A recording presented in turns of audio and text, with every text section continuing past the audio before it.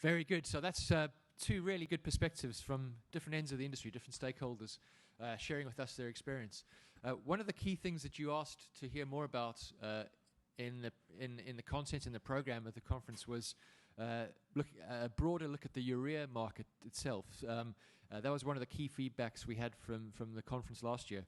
So the next presentation is tackling that head on. We've got one of my colleagues, Laura Cross, joining us. She heads up our nitrogen team, and she's going to give us an update on the outlook for the urea business. Now, of course, urea is driven by different dynamics to DEF. It's fertilizers, global agricultural trends, but the pricing of urea in the fertilizer market is the direct driver of where the raw material for DEF. And so many of you asked for an update. Laura, as I said, heads up our nitrogen team. So she's responsible for our view on urea prices in the short term, going ahead a few months, all the way through to the ultra long term, in the sense of Laura being involved in projects, evaluations, and feasibility studies, even for new urea facilities, where we're looking at helping with financing of projects and raising of capital. So she's got a good range of focuses all the way from a few months ahead all the way to what's going to happen longer term. She's going to take us through our view of where we are in terms of the urea capacity outlook. So where's urea plants being built internationally and also in North America? What does that mean for the supply-demand balance for urea and therefore prices? And what's the implications for NOLA, urea prices in North America and DEF? Laura, are you there? There she is. So she's just come in from New York, where she's been meeting with banks. We work with banks and financial institutions who are looking at the nitrogen fertilizer business. So I'm glad she's joined us. Welcome. And the floor is yours. Look forward to your views. Good morning, everyone. Thank you, Tim, for the introduction. It means that I don't have to do it. It means we can get straight into the detail of my presentation today. I have two caveats to give before I get into the actual data and charts that I'm going to present to you. The first is that I appreciate that we have quite a wide range of expertise and knowledge on the urea market in this room. So Tim is a chemical engineer. He knows probably more about the processing side than anybody else in this room, certainly more than me. We also have people who, for their companies and for their positions, the fertilizer market is the mainstay of the business. DEF might be an add-on portion, it might be a new area that just in the last 10 years or so has started to become much more of a serious fixture of their business. Then on the other hand, we have people for whom the DEF business is your core area, and arguably maybe you're a little bit more at the mercy of what happens in the fertilizer market, and hopefully that means that we can get a good bridging of the gap between those two sides of knowledge today. The second caveat I have to give is that if I had to choose a week of the entire year in which to talk about short-term urea price developments, this would be the week that I wouldn't choose to talk about it. I'm sure many of you are well versed in the fact that over the last couple of weeks we've had a really significant increase in urea prices. And the first point that I'm going to talk about today is how we move from some of the short-term price sentiment that we see from one week to the next, from 1 month to the next, and then also how this compares with the longer-term market fundamentals. And so in terms of speaking to a primarily DEF-focused audience, I thought it would be interesting to go back to the last time we had a urea-specific paper at an Integer DEF forum. This was in 2014, and this isn't intentional, but a lot has changed since the 2014 period. This, for a start, is a very different situation to what we have now in terms of building of new nitrogen capacity, and in particular urea capacity. When I gave this presentation in Chicago 3 years ago, we were talking about almost 30 projects that various people were looking at investing in. And these are my conclusions from the presentation. It's nice to say that, broadly speaking, this is what we've seen over the last few years. But I think what is important to recognise is that in light of the completely different energy landscape that we have since this 2014 period, a lot of the impacts that we've seen in terms of all three of these points have been far more significant and far more severe in terms of the impact on the urea market. So a little bit of commodity pricing 101. I'm not going to spend too long on this section, but this is really to show you the longer term trend in terms of urea supply and demand over the last 10 to 15 years. And it's important to note that, as with any commodity market, the developments in the urea space have not been universal around the world. And these are primarily driven by drivers in the underlying energy markets, but also because we're often talking about fertilizer markets and industries, we take on a slightly different dynamic to other commodities because we're talking about food and we're talking about feeding people. And this is something, in particular when it comes to China, this is an aspect that has really changed the dynamics of how we move through supply and demand-driven pricing. And so to cover that point specifically, when it comes to China, the development that we've seen over the last 10 years has really been the overwhelmingly biggest driver of nitrogen investment. And I should mention as well, when I say nitrogen, I'm talking about all products, but for China especially, urea has been the product that so much overinvestment has been ploughed into. And the reason for the colours on this chart on the left is because the urea production, and I've put AN on here as well, the production side is relatively in line with what we've seen in other areas around the world. We've had increases in production volumes in order to meet the growth in domestic demand. But the interesting point is the green section, and that's the increase in spare capacity over this period. And again, the green is the section that you want to concentrate in this chart on the right-hand side. And this is where we've seen the conversion of spare capacity in China converted into exports. And this has been the primary interaction that the Chinese market has had with international urea prices in the last few years. So to come back to commodity pricing again, this is a very similar picture in various other industries that are influenced by supply and demand dynamics. At the moment, we're still in the thick of this supply-driven phase. This isn't anything overwhelmingly new in terms of how the markets are moving. We've known this for a long time. What is different in the urea market, however, is some of the more recent developments that we've had on the feedstock side, as I mentioned at the beginning. And this is a chart that we produce every year now because I think it gives a really nice insight into the makeup of the nitrogen industry. In particular, who are the movers and shakers in terms of price setting. And this was the picture in 2014. This was prior to the collapse in global oil prices. And we had a pretty good idea at this point, in terms of feedstock cost, who was the highest cost producer, and in a period of oversupply, who was setting prices in the urea market. Compare that to the annual averages for 2016, and we have a markedly different picture. Arguably, some of the structural issues in the oil and gas markets have actually preceded this global commodity downturn that we're in at the moment. But all the same, the end result is that we've gone from having, for the urea market, a relatively finite mix of producers that were setting prices in 2014 and before then, to having a much blurrier picture. And this is effectively because the cost curve for nitrogen products has completely flattened. We used to have one or two really clearly identifiable plants in Ukraine where if you understood the cost profile and you understood how much it cost that plant to get to port, you had a pretty good idea about what the floor price in a supply-driven environment was. Now, however, if you look at the chart on the right-hand side, you can see how it's pretty much a decent spread regionally in terms of price area and in terms of capacity as well. So who is setting prices? This is a 70 million tonne urea production cost curve, and this is really designed to show the complexity of the Chinese market in terms of feedstock costs. I'm going to come back again to this a little bit later when I focus on China in a bit more detail.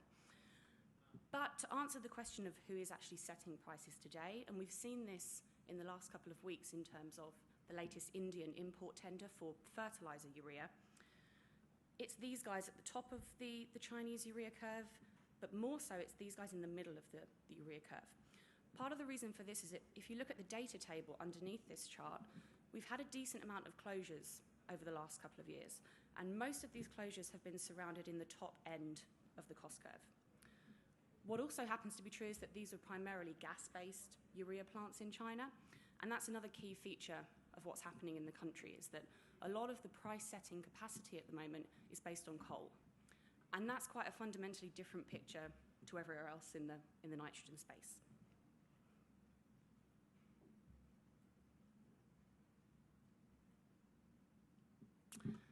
So to preempt the question which I think probably pretty much everybody who has an interest in urea prices has been asking over the last couple of months, is we're seeing quite steady increases from one month to the next in urea prices.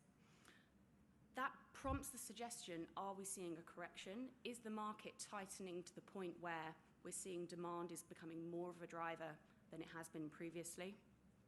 The short answer is no, but there are some complexities here, again, about bridging the gap between the short-term price sentiment in the urea market and then what do we actually mean in terms of a meaningful correction in the oversupply that we have at the moment.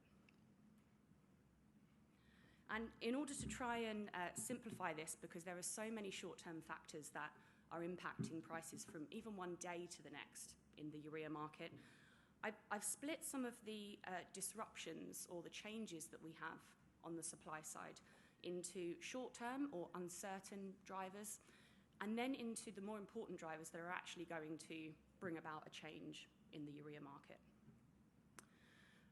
And the first is a relatively standard feature that we have when it comes to running a urea operation. This is regular maintenance, turnarounds, and the odd technical issue that you tend to see when running a urea plant. Recent examples have been Grodno in Belarus, which has chosen to move its maintenance interval to accord with pricing developments.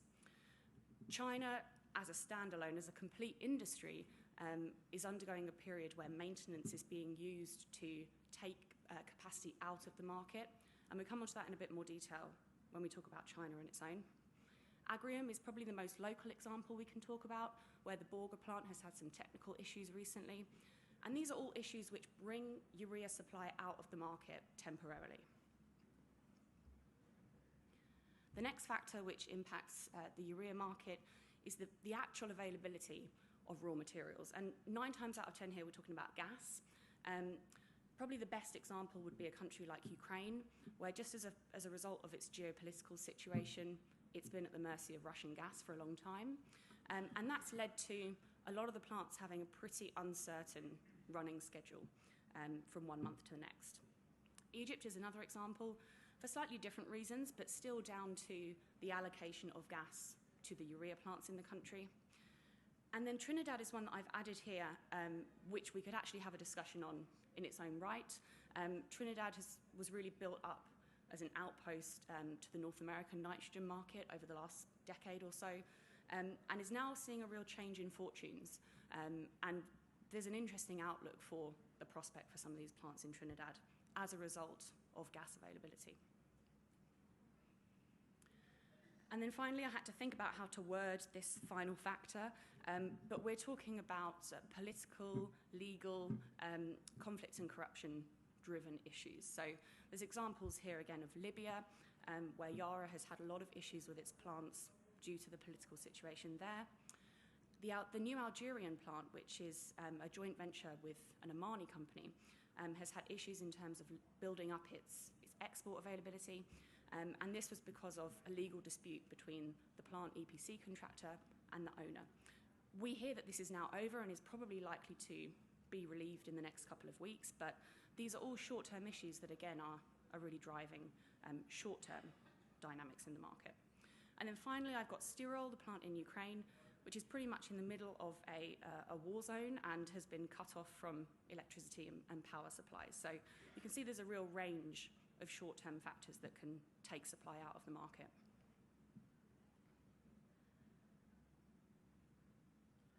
And then the two, I think, most important factors, if we're talking about the forecast for urea supply and in turn what that means for prices, is how we see the interaction between environmental concerns in the industry, and here really I'm talking about China because of the inefficiencies and the polluting nature of the coal-based capacity there.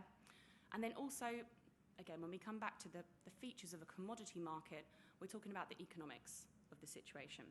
And China, again, in its entirety, is a country that's undergoing an economic change in its production economics. But there are also some specific examples as well, plants which have taken the strategic decision to close because of the current state of the market that we're in at the moment. I'm going to come on to China in a point's time, but to start with, I think it would be useful to go through the timing of some of the new projects in the market. And this is another feature which has really impacted the current weakness that we have in urea prices, and it also changes some of the outlook for the market based on delays and startup issues that we've seen in various places around the world. And this is really the key theme in terms of new supply. When we had a big wave of investment in urea capacity building in 2012, 2013, we were talking about a typical building schedule of a new build urea plant being 3 to 4 years. And for various reasons, the reasons differ based on the plant and the project that we're talking about, we're much closer to a 5-year building cycle now, from the point of groundbreaking through to commissioning and then putting product into the market. And so that's why I say many of the projects are yet to hit the market. So they may be commissioned, they may have handed over to the plant owner, but the product hasn't actually made its way into the supply-demand balance yet. And this is one of the key assumptions behind why I say, has a correction started to play out? Probably not in the urea market, and that's because we still are yet to see the true impact of a lot of these plants that are coming online. I should say that North America is by far doing the best in terms of new projects reaching the point of commissioning. There are some big uncertainties if you look at countries like Iran, and then there's a category at the bottom which we've called slow burners, irrational builders, people who have these grand, wild aims to build plants in what we would deem to be completely unviable and uneconomic locations and cost profiles. Nevertheless, they're building these plants. So you've got plants which are seemingly moving forward and will soon be hitting the market. In India, Mexico, a lot of the Central Asian countries are investing in new build capacity as well, such as Afghanistan and Turkmenistan. You also then have the big eternal question mark over sub-Saharan Africa, where there is really a huge amount of potential for a low-cost source of nitrogen supply. On that, again, it's probably one that you could do an entire other presentation on because there are a lot of caveats and barriers to the sub-Saharan African market, both in terms of supply but also in terms of fertilizer demand as well. And at the point at which I presented to probably a lot of the same people who are in the room today on the boom in nitrogen investment in North America, we took a pretty bearish view at Integer on the plants that would be reaching a successful point. They would be financed and reaching this stage of hitting the market in 2016 and 2017. And it turns out we were on the right track in terms of being cautious about all of these new, especially greenfield projects that were slated for success. To go back again, however, to my opening self-reflection on what was happening in the 2014 period, if it comes up. This was the situation that we had. So we were talking about North America being the success story of the nitrogen market. And I would argue that the factors are still there, and there are still reasons why people are continuing to show interest, even in the stage of the market that we're in at the moment, where pretty much everywhere else in the world, you can't justify a new build nitrogen facility. There are still factors in the North American market that are keeping it in people's minds as a potential opportunity. It depends on the specifics of the plant and location and product mix, but there is still an option there. And this was the view that I presented in 2014, which is that you need this crucial combination of low costs and also a price premium.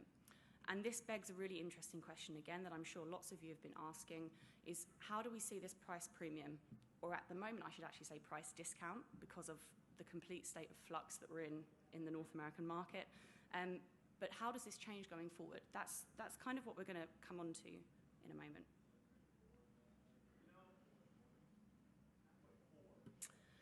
And this was our assumption at the time in 2014. It was a very crude estimate.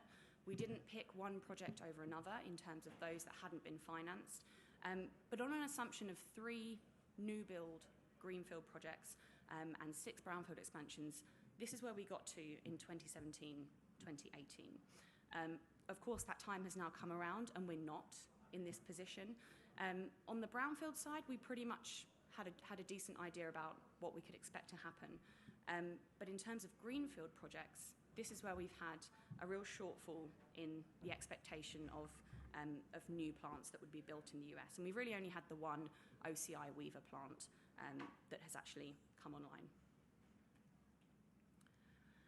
So in order to answer the question about how do we see the supply-demand balance developing in the coming years, this is a chart that I'm immediately going to tell you to ignore because it presents a view of capacity growth if you include all projects capacity in the year in which it goes online. And there are some issues with viewing the market in this way. What it effectively does in this case that I'm showing, which excludes the Chinese example because I'm coming on to that in a moment, but what it does is it preempts the actual peak year of new supply in the market. What we do in order to counteract that is we prorate capacity of new plants, and you get a slightly different picture in terms of peak year. And this goes some way to explaining why we have such a weak urea price environment at the moment, is because we're effectively 2 to 3 years behind where people thought they were going to be in 2014. If I just go back for a second. This, I should also note, is firm projects only. So this is only projects that we're including in our forecast because they have been financed, they've broken ground, and they are, they have all of the positive attributes that make us feel they're likely to be successful projects. If you add on top of that only the most probable plants that are not in that firm category, you can see how you start to get a much weaker picture if you add in that capacity in the years in which you would expect to come online. So the key conclusion of this section is that we're still in this supply overhang period, and it's not going away anytime soon. This is primarily due to a lot of the irrational builders and the state-supported builders of nitrogen plants, and that's a key issue because that goes against some of the trends that we see in other commodity markets, where things aren't so inherently tied with the ag space and how you can incentivize improving yields using fertilizer. Which nicely brings us on to the situation in China. And I didn't cover China at all in the 2014 presentation, and that's because pretty much everything that was happening in North America was down to local factors. And we talked about the price premium over international levels. That was a key benefit of entering the market. But the international price was still being driven by the floor price setter in the industry. And even more so now than before, this is so important because of the nature of China as a market. And I've got some slides here which I'm going to go through pretty quickly, but if you have more questions afterwards, we're happy to send you some more detail. This just gives you an idea of the growth in China's urea industry over the last 10, 12-year period.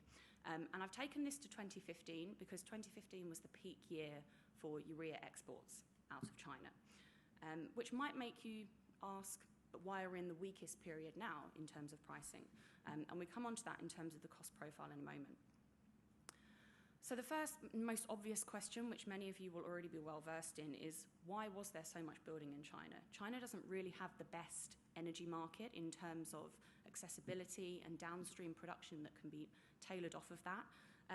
Yet we had this huge drive to increase urea consumption. And as I said at the beginning, so much of this was about meeting the domestic food requirements and such the direct relationship that we have between making urea and nitrogen fertilizers especially freely available to farmers and the response that that has in terms of crop yields. We see a similar situation in India, slightly different characteristics to the market, but it's often an aim that is used by governments in order to build up the domestic agricultural market. The problem with that, in terms of China's aims to increase its domestic capacity, is that they more than overshot the amount that was required to meet the domestic industry's needs. And that's why we've shown exports here, because that was the end result. And we've seen some rationalization, which I will show on this next slide. And this comes back to the cost curve again. So it's about how much of the market is driven by coal, and then the underlying factors that dictate the coal market in China.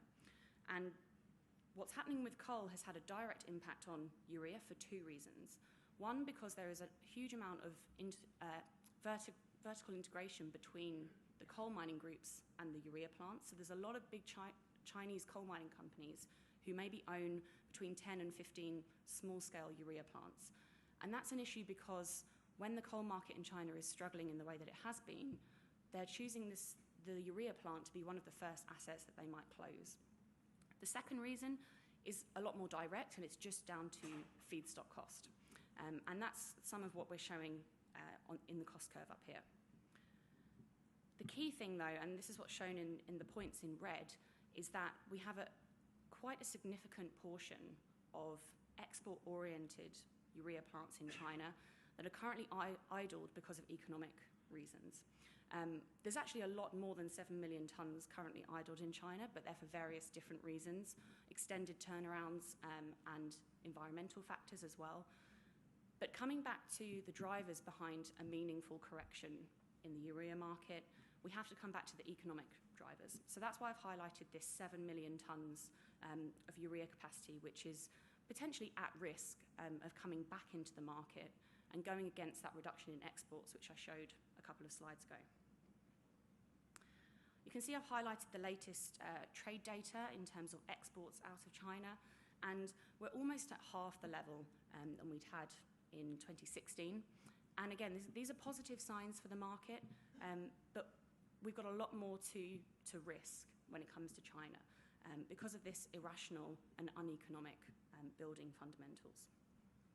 It does seem likely, however, that the local level administrations and government departments are probably starting to move against the nitrogen plants in China. That is, if they look at the industrial sectors that they have in each province, the urea plants are coming up as a real area for consolidation, and there are redundancies that are being financed at a lot of these urea plants by the local governments.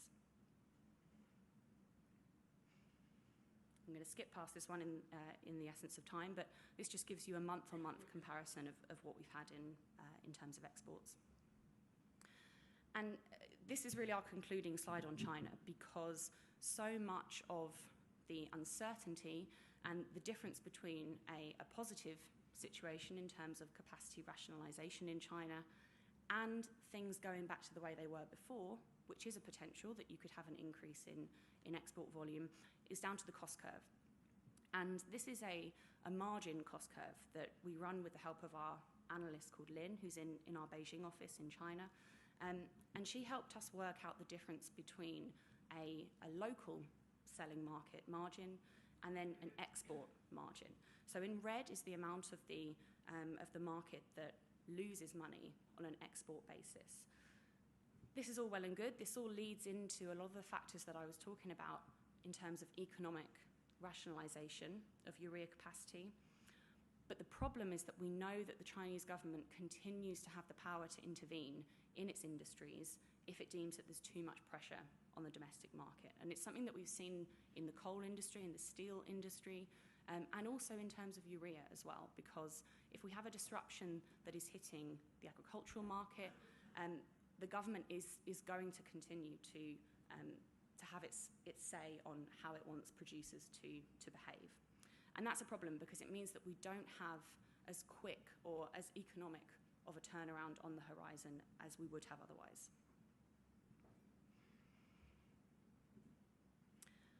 So the big question, if I said a few slides ago that we have 7 million tonnes of urea capacity that is currently idled for economic reasons, is are we playing fire with a 7 million tonne amount of capacity that could come back online in the Chinese market.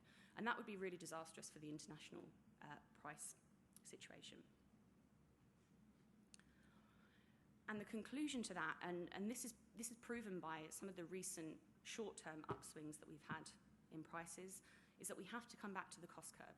And we have to look at the positioning of different producers, how they're moving based on the underlying feedstock situation, and what that means for who's setting the price in any given moment. And so, again, I could have done a comparison with the 2014 presentation. You would have seen a drastically different gradient to this cost curve.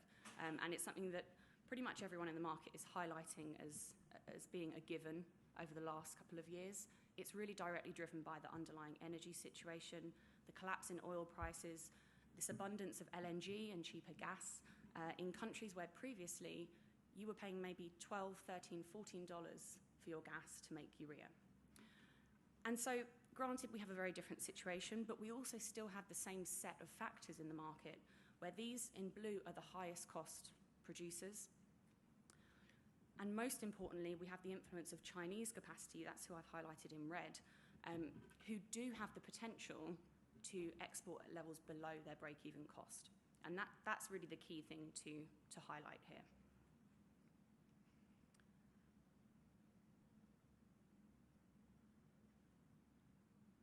Sorry, we're on a delay again. There we go. So, in order to work out how we can expect prices to develop, it's the cost profile of these producers that are at most risk of behaving irrationally or uneconomically. It's important to understand their cost structure and how they're likely to influence the price point.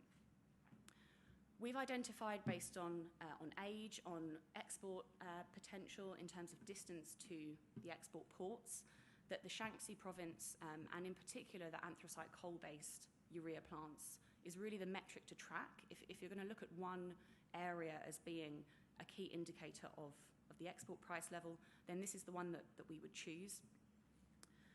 And it's interesting to see what's happened in terms of coal prices in China, but also especially in terms of the anthracite market, in which the Chinese government is starting to become more serious in terms of turning around the coal industry. They are becoming more serious in terms of production day limits, mining day limits. But again, we come back to this point that the Chinese government still maintains this belief that it should intervene with the market if there's too much domestic pressure. And what I mean by that is, if you look at the increase that took place in terms of coal prices in the second half of 2016, that's when we really had this first shift up in the price level. This was driven by those production day limits that I just mentioned. So the reduction of operating days from 330 to 270 for some of the least efficient coal mining areas. That had the desired effect. It did actually push up the coal price, and that had an impact on nitrogen production costs as well. The issue then happened in the early part of 2017, which is really the crucial heating period for the winter season in China. And the government effectively deemed that there was too much pressure on domestic coal prices. That was affecting the domestic and residential heating sectors, and they relaxed some of those limits. And you can see the resulting impact. We then had this flattening of coal price developments in the early part of 2017. So these are slightly different factors that we have to watch to, let's say, oil market developments, or what's happening with gas markets in Europe, for example. And this is my last slide, and short of producing our urea price forecast and putting it on this slide for you, these are the key underlying metrics that we're tracking in the fertilizer space in terms of where do we see the outlook for prices. I've already shown you that we're likely to stay in a supply-driven environment for the next 5 years. That's even without including all of the improbable or less economic options that we've talked about. But what that means is that we have to look to the marginal cost. Has it gone for you as well? Never mind, it's fine. What it means is that we have to look to the marginal cost producer, and the metrics for that are these gas and coal and oil factors. It's about how the different producers switch places over time on the cost curve and who has the biggest potential to influence how prices are likely to develop. And that takes me through all of the slides I had today. I've sped up a little bit towards the end because I can tell I've run out of time, but hopefully that gives you a good overview of some of the dynamics that are affecting the urea market. There's entire conferences and days of presentations that we could talk about in terms of what's happening in the urea space. But I think that the key outcome that you should be able to see from this is that supply is really the reigning feature of price decision in the coming years. Thank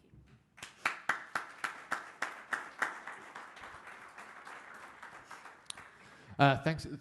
Thank you, Laura. So there's lots of complex interactions going on there that drive urea prices, and China is clearly so important. And it's funny how even some rather local decisions about coal in China are driving urea prices even in the US. But if you had to make a call, and I know the future is uncertain, do you think the current rally in prices is going to be sustained, or what's the pricing sort of situation looking like even for the rest of the year and into next year? Are we going to see the rally continue, or are we going to see it drop back to where prices were 2 or 3 months ago on international urea? Yeah, I mean, in the next couple of months, so October and into the early part of November, most suppliers are pretty much committed because they've sold much further ahead than they would do usually. Even within the fertilizer team at Integer, we have debate about which direction prices could go in. You can foresee a situation where the rally is sustained, and based on sentiment and project delays, you could see a situation where the urea price is $300 at the beginning of next year. I personally feel that we won't keep pace with this current increase that we're seeing at the moment. And that's because of those short-term issues that are affecting supply. A lot of those are just that short-term. And they may be replaced with other short-term issues that would keep supply tight. But there's a lot of new capacity that's still coming online, and there's a lot of short-term issues that look like they're going to be resolved relatively soon. So we could see prices tail off again. That's what our 6 month ahead price forecast accounts for, is a weakening after the next couple of months when we have, once we've got over this recent spike, which was really just a very short-term combination of different factors. So you're saying this isn't really the start of a complete recovery. It's just a shorter-term supply constraint that's going to probably fade away. Yeah. Is that right? Okay. And the other question I have is, China's got such a dominant influence on the market. Why did the governments in the country build so much excess capacity to the extent that there were tens of millions of tons of exports? If it was only really designed to satisfy food and production locally, why the miscalculation, do you think? Yeah. I think that this is a good example of how China operates in so many markets, in that there's a difference between directives that are given from a federal or countrywide level, and then there's the implementation once you get down to the provincial and local level.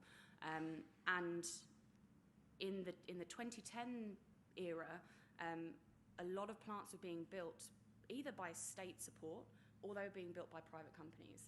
And I think it was a happy accident that so much was built in one go. A lot of that is also underpinned by the same sort of dynamics we're seeing now in terms of coal. So there was also a lot of expansion in coal mining at the same time. And it seems to me, I don't want to underestimate the Chinese government, but it seems to me that it's a case of planning and the fact that it was so important for the government to support the local agricultural market, that as long as they did that, they weren't so concerned with overshooting it in the way that they have done. Quite dramatic overshoot, though. Dramatic overshooting, yeah. So we're out of time, but if you have any urgent questions for Laura or anything you'd like to ask, raise your hand and Ali will get you a microphone. There's lots of information in there to unpack, but anything you'd like to know now or a point you'd like to make on the urea outlook? No, in that case, let's close because we do need to get back on schedule. So Laura, thanks for your views. Thank you. Very valuable. Thank you. Thanks. So we're going to break now. We'll be back at 11 o'clock. Sorry. Yeah, 11 o'clock, for a presentation from Southwest Research Institute, and then the Town Hall Forum. But if you have any questions or issues you'd like to be discussed at the Town Hall Forum, please drop them at the front desk or speak to Adam, and we'll make sure those are included. And we look forward to a final discussion after the break. So enjoy your refreshments, and we'll see you back at 11 o'clock. Thank you.